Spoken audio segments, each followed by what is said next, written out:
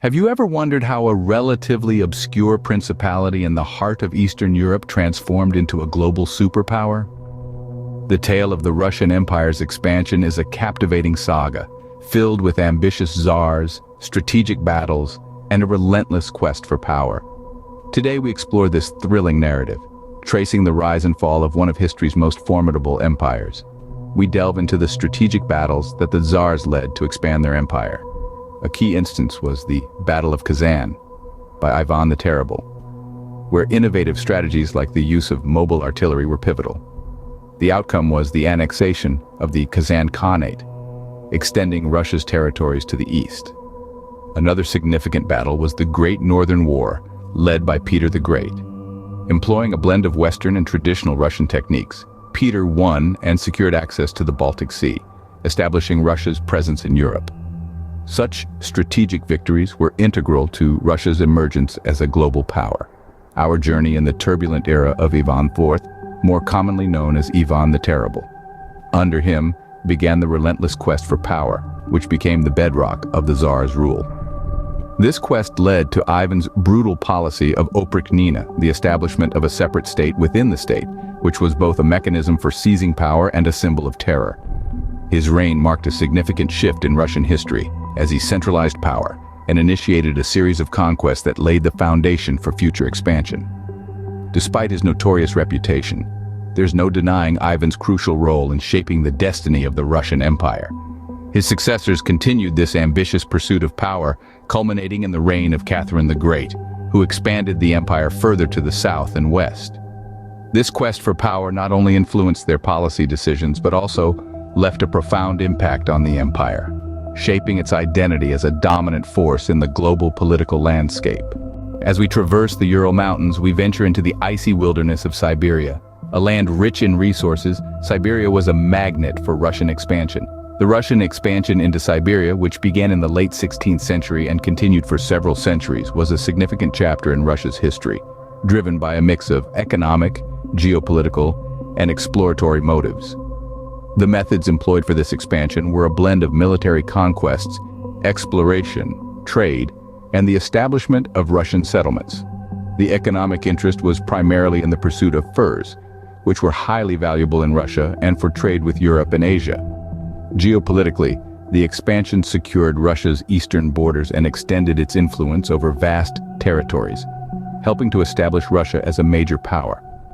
The methods of this expansion included military conquests, notably the 1582 expedition by Cossack leader Yermak Timofeyevich, which marked the beginning of Russian control over the region. This was followed by the establishment of trading posts and forts, which served as centers for trade and bases for further exploration and expansion.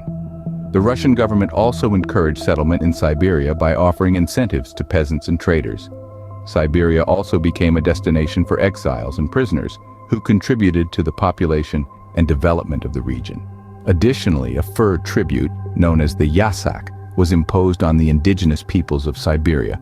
And over time, the Russians built infrastructure, including the Trans-Siberian Railway, to support their expanding empire. The expansion into Siberia was a crucial factor in making Russia a transcontinental power, and had significant economic and cultural impacts. It was not just a conquest, but also a gradual process of exploration, settlement, and integration.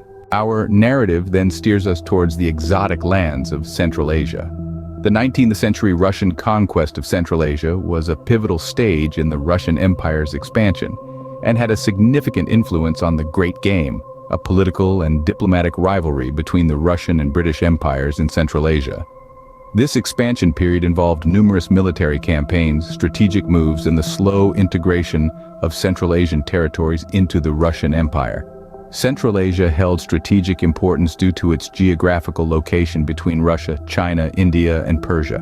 Its rich resources and its position as a major trade route made it economically attractive, while controlling the region's nomadic tribes helped Russia secure its southern borders.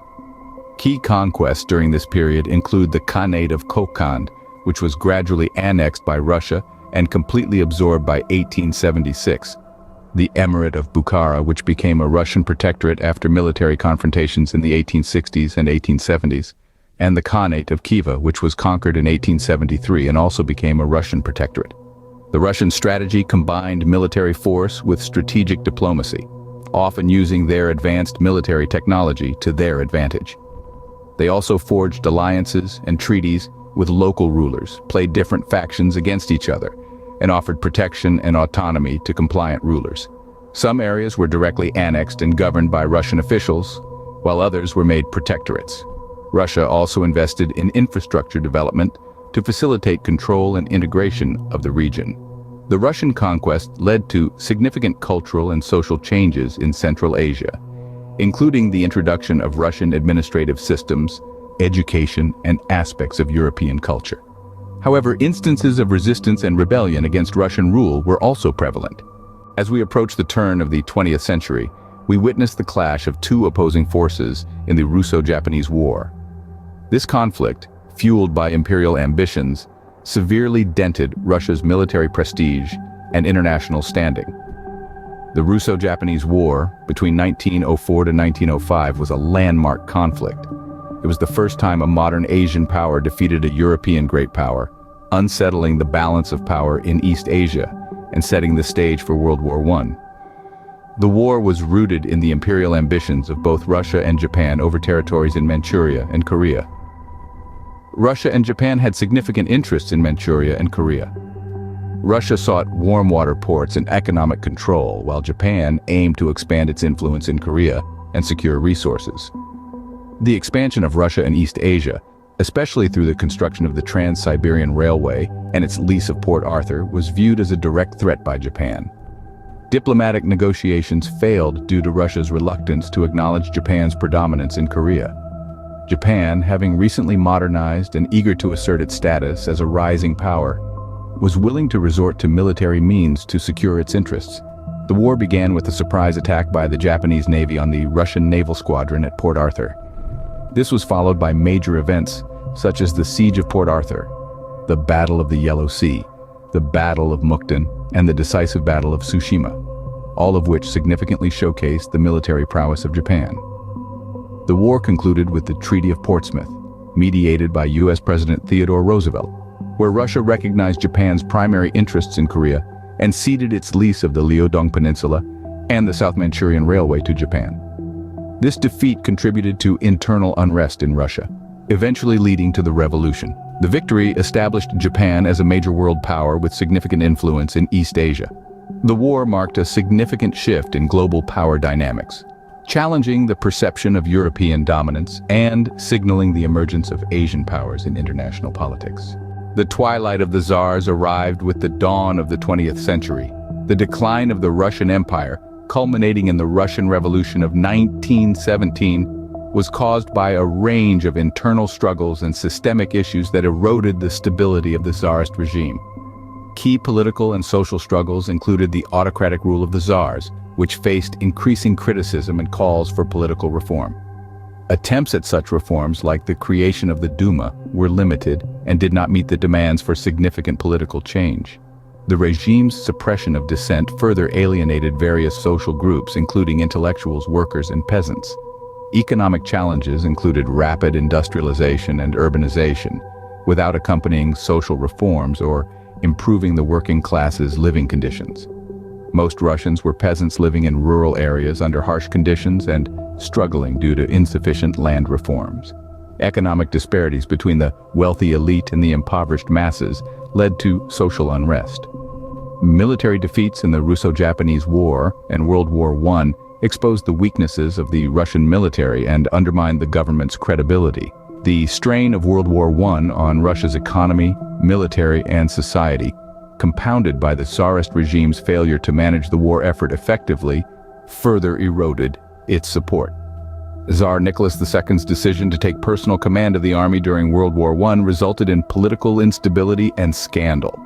Political, social, and economic crises exacerbated by the strains of World War I culminated in the February Revolution of 1917 and the abdication of Tsar Nicholas II.